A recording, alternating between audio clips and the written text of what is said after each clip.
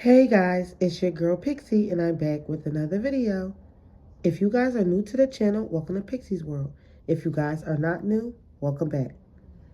Today's video is about the movie Juice, another hood classic film among the black community. This movie has a message that still resonates in the black community today. If you haven't seen my Boys in the Hood, Scarface, and Love and Basketball videos, please check that out, guys. Before we get into this video, please like, comment, share, and subscribe. And be sure to follow me on my social media platforms. Also, guys, I do not get paid yet, so if you guys want to donate to the cause, my Cash App is Pixie0L. Also, please like the video to help with my algorithm. Let's get into it.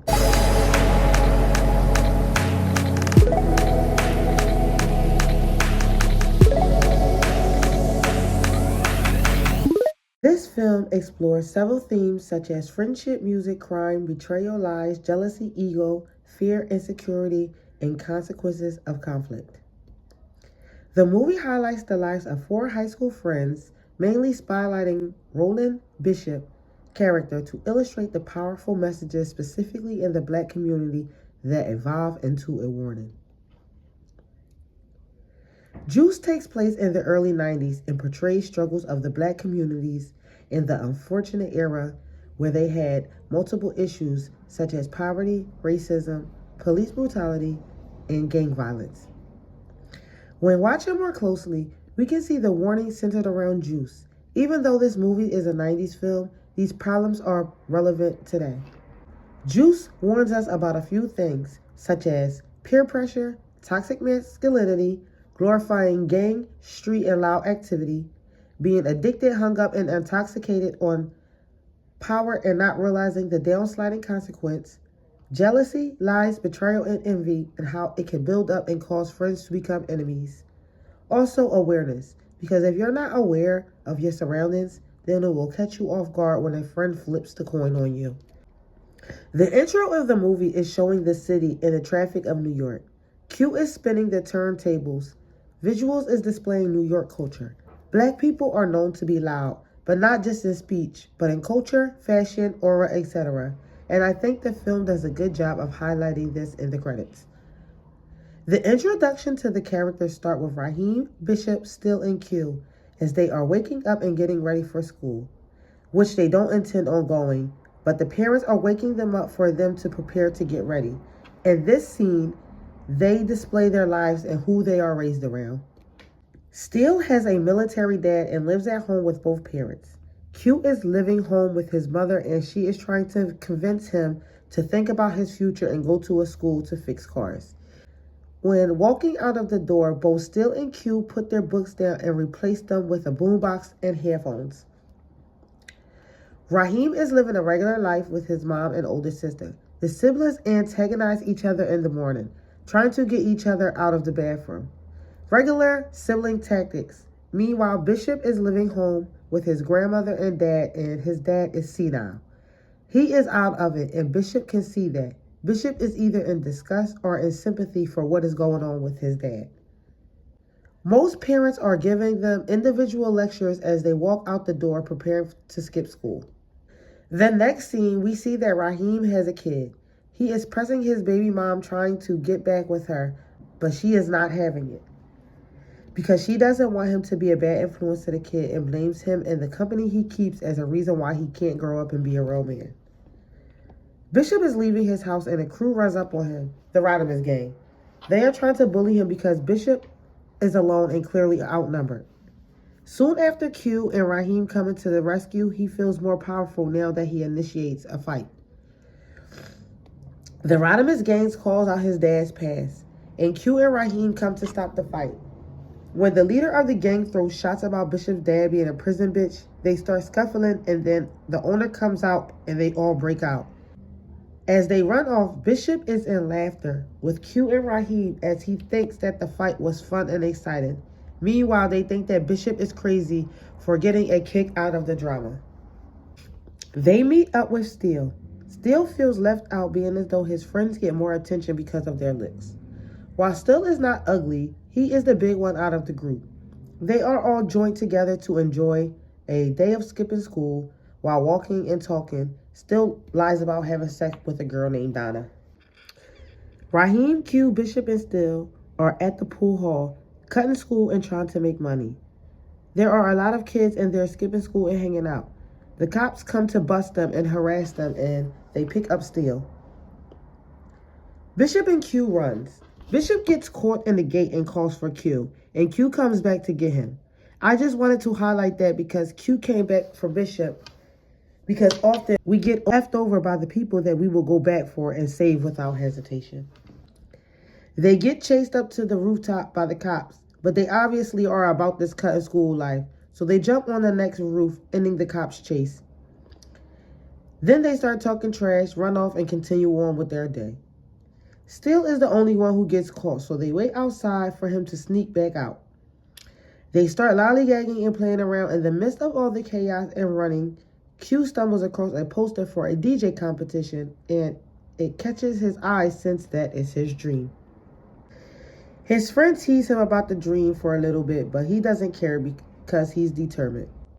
Q and his friends then go to the record store and flirt with the cashier in order to distract her so they can steal the records. They are partaking in deviant gang activity. They run off and go about their business.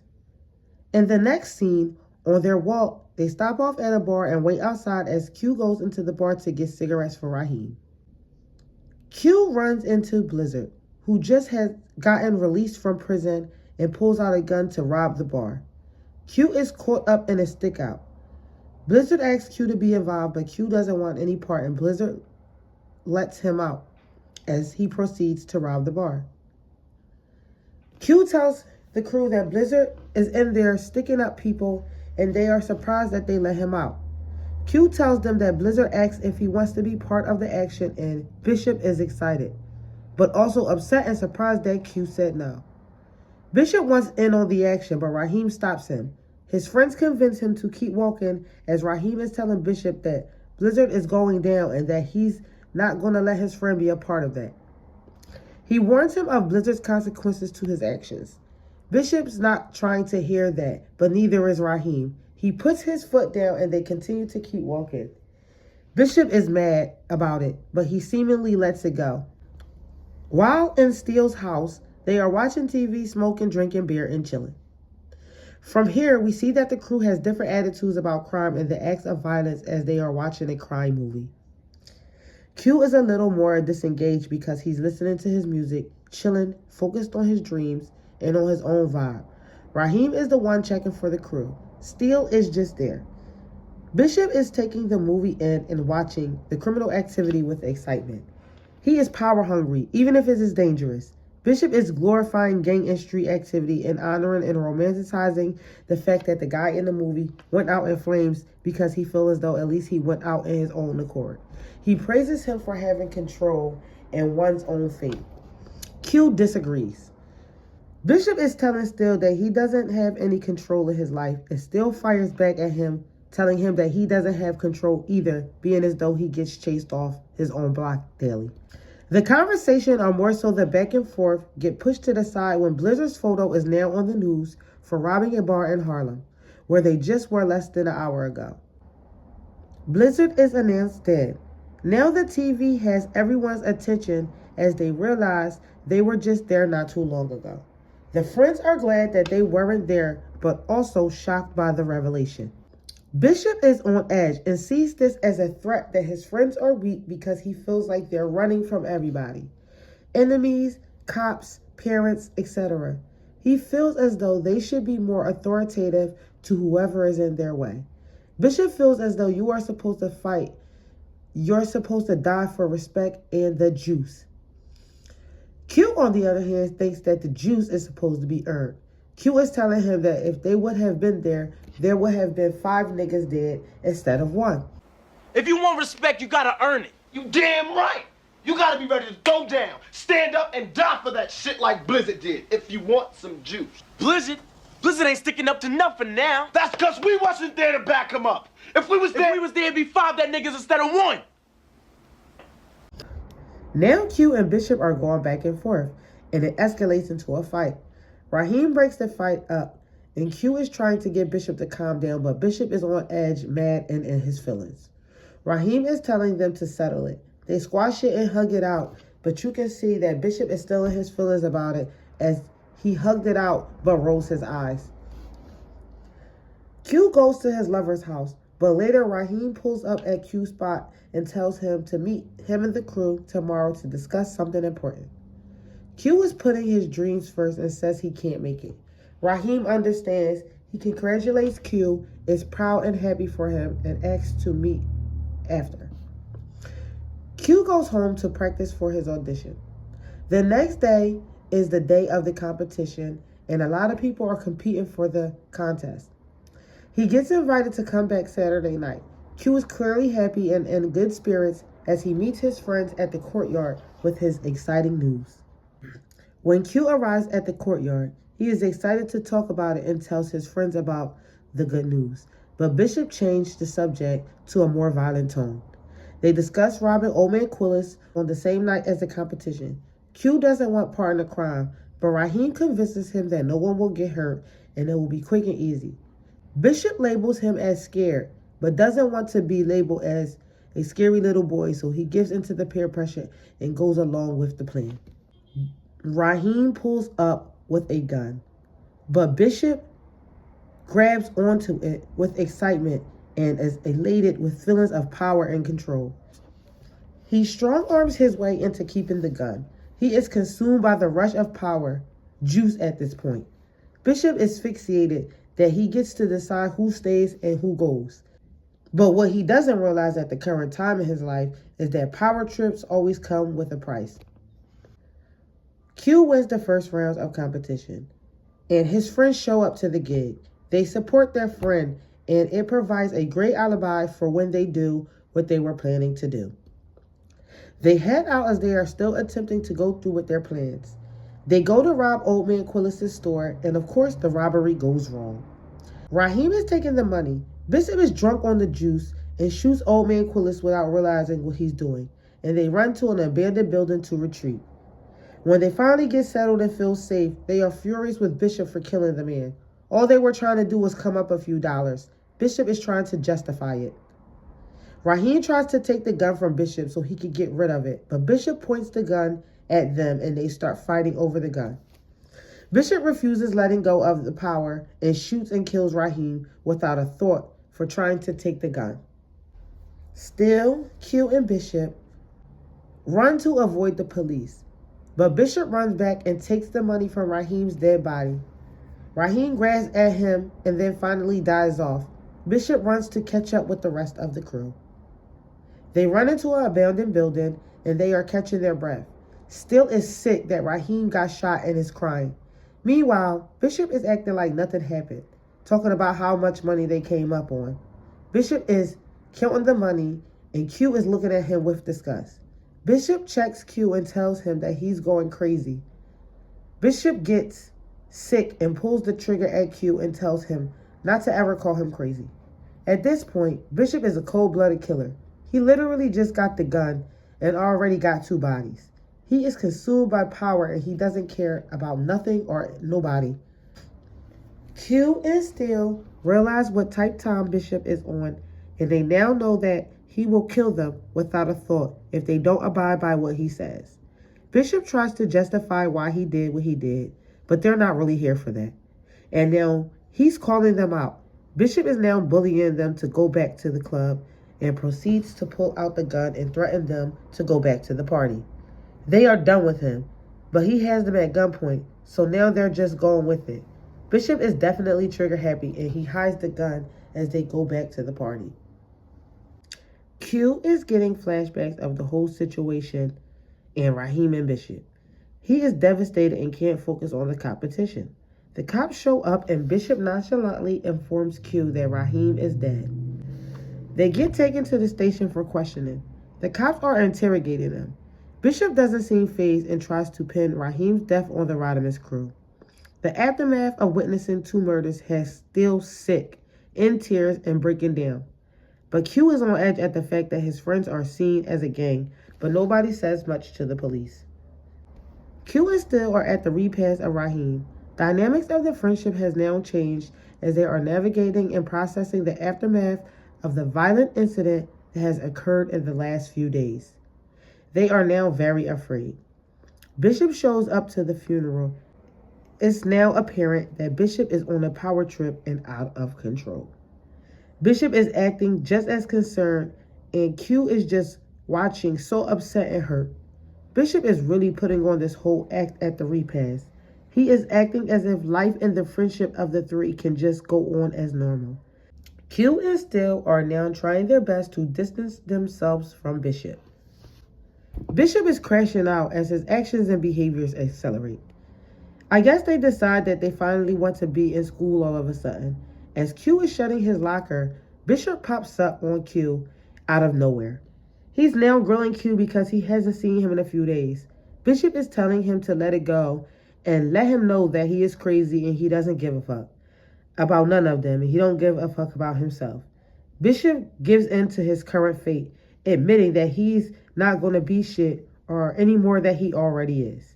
He belittles Q for not choosing violence, implying and insisting in the fact that he gets to decide who stays and who goes, basically telling him to watch his back. Now, Steele and Q are discussing Bishop's behavior and Steele thinks that something bad is going to happen. The trio group complications go even further when Bishop brags to Steele about the power that he has with the gun. Rodimus' crew runs up on Bishop, as they are now questioning him. Steele and Q sees this and watches back in horror, but they stay out of it, leaving Bishop to handle it alone. Now they are trying to separate themselves from his BS. Bishop is outnumbered, but he doesn't back down. As they gang up on him, the cop sirens sound off and alarm everyone, and they all run off and break. After running from the cop, Bishop follows the Rodimus gang leader and shoots him in a subway corner. Bishop's thirst for power has caused him to commit yet another murder. Q now feels like he needs to buy a gun for protection, knowing that Bishop's new aggressive behavior is escalating and turning into a nightmare. Bishop now runs up on Steele and has Steele go with him. While Q is at his girlfriend's house, he is trying to confess Bishop's action. His lover is interrogating him. As she questions him, he gets interrupted by a call from Steele, who claims that he is being forced at the pool hall and is scared to be alone with Bishop. Bishop runs up while he is on the phone and questions who he's talking to. Bishop takes Steele to the alleyway and is having a kick that he is putting fear into Steele. Steele is questioning what Bishop wants from him. Consumed by power, Bishop shoots Steele. Bishop is planting a seed into his narrative that Q is acting different. He is trying to make it as if he has an agenda against Steele and all the other deaths that has been going on. Q is now aware that he is in a dangerous, vicious back and forth cycle with Bishop. He knows that Bishop is responsible, but he also knows that no one will believe him, so he has to take matters into his own hands. Q sets up a meeting to meet Bishop at midnight. Steele is now being put into an ambulance. Q is walking down the street, paranoid, and points a gun at somebody innocent because he thought that they were running up on him. That spoke him out of his aggression, so he gets rid of the gun that he brought, realizing the intoxication of power while holding the gun. He sees that the gun controls him and not the other way around. As they rush Steele into the hospital, Q's lover is a nurse who works there and couldn't help but notice them rolling Steele into the hospital. Before they start operating on him, she approaches Steele and he reveals that Bishop is behind Raheem's death and all of the misfortunate events that have been going on lately. Also that Bishop plans to frame Q. As Q is waiting to meet with Bishop, Bishop runs up behind him with the gun. Despite knowing that Bishop will pull the trigger, Q tries to reason with him. Bishop is hostile and violent. They start going at it and Bishop shoots at Q and misses. At this point, it's a chase and a shoot mission. Eventually, Bishop grazes Q's shoulder and he runs into the elevator. Bishop continues to pursue and follow after him. In traffic, Bishop gets disarmed and loses the gun. Q is still trying to stop the fight. Bishop refuses and is ready to kill Q for real and asks Q if he's ready to die. Q says yes. This catches Bishop off guard. Q smacks the gun out of Bishop's hand and they are now tussling. Now that Bishop doesn't have the gun in his hand, he is running and trying to hide, knowing that Q is on his ass. They are now on a rooftop, and Bishop once again comes out of nowhere trying to fight Q with a board. Q gets the board out of Bishop's hand, and now they are fighting fist to fist on the rooftop. Bishop falls over, and Q is trying to grab him over, but he ends up falling out of Q's grip. It's too little, too late, and Bishop falls into his death and dies. Q is devastated as he is leaving the rooftop. The crew from the building are surrounding him. The movie ends with a witness stopping Q in the crowd and saying, "You got the juice now." Q shakes his head no, as he understands the pursuit of power, control, and violence is a deadly game.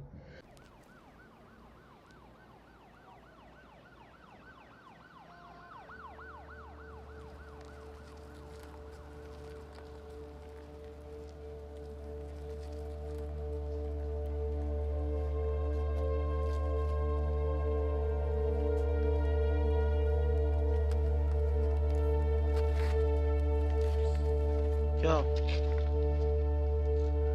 you got the juice now, man.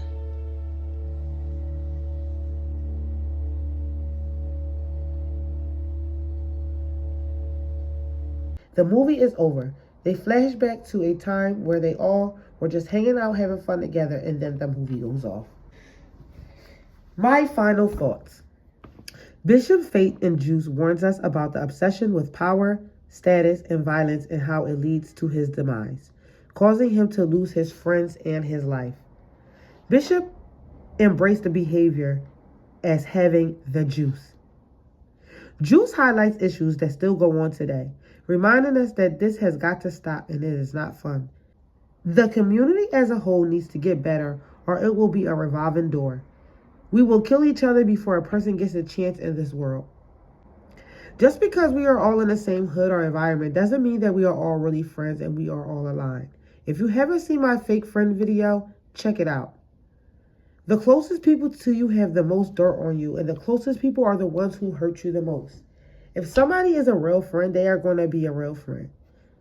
You have to really be careful when people throw fake shots and do that, "Oh, I was just playing" mess. We are not really here to suffer, and we have been getting taught that this is the social norm to just stay where you are at. In reality, when you take the time to build on yourself, you don't need to deal with anything that isn't for you. It's not the way that life goes as they want you to believe. It's the way you build it up. Bishop clearly wasn't in the friendship for the same reasons. He just didn't want to stand alone. Once he didn't feel like he needed them, he started to discard people. Meanwhile, Raheem was trying to make peace and genuinely happy at his friends' wins. Control, jealousy, rivalry, and fake friends. Real friends don't have bad intentions to you. We are all going to argue, but it's a level to disrespect that somebody is going to cause you if they claim to be your friend. Anybody that is willing to disrespect you or embarrass you or do something that is crossing the line has a weird agenda, whether you realize it or not. Real friends respect real boundaries. And the ones who don't, and especially when they do it consistently and try to gaslight you to relax, are the ones you really have to look out for. People lie, patterns do not. A person is who they are. They are showing you who they are. Sometimes people can be jealous of you for being you. Your friends can be your own competition, and sometimes you never see it until it's too late because you're too busy being a friend. I've had my juice moment with friends, and I've never seen it coming because I was too busy trying to help them out and didn't realize that they were waiting for their moment. That's why it is important for you to have a mindset and a joy for other things going on around the world than the everyday struggle. We all need a cause, and people do not have a purpose in life. We often prey on the ones who do, such as Q having a skill and a passion for his own thing. Yes, he did hang out for him, but he had a reason or another purpose besides the everyday gang hood life. Committing crime is for people who don't feel like they have any other option, just as I was stating. It's for the desperate. And Q is desperate just like they are, and he's from the hood just like they are, but has other stuff going on, so it takes away the pain. There is other ways to channel your problems. It does not have to resort into violence. I know it's rough, guys, but you have to channel your energy in a good way. If you do it in a bad way, all you're going to do is strike more bad. It's a never-ending cycle. It's a revolving door. When you start putting your energy into more positive things, it makes a more positive life. We spend a lot of time in fear, regret, worry, and doubt. When are you going to make room for something positive and some positive energy that we all claim we want? Like I always say, it starts with you. The group of the friends, we're all living in our own different world of fear. We all have our own different fear, as I said. This is why we need counseling and channeling our fears into something more. Bishop could have used his fear and channeled it into a different way, but he chose violence, and you see where that got him. I hope you guys enjoyed the video. As I always say, love those who love you. Please pray to God, please protect your peace, and I'll see y'all in the next video.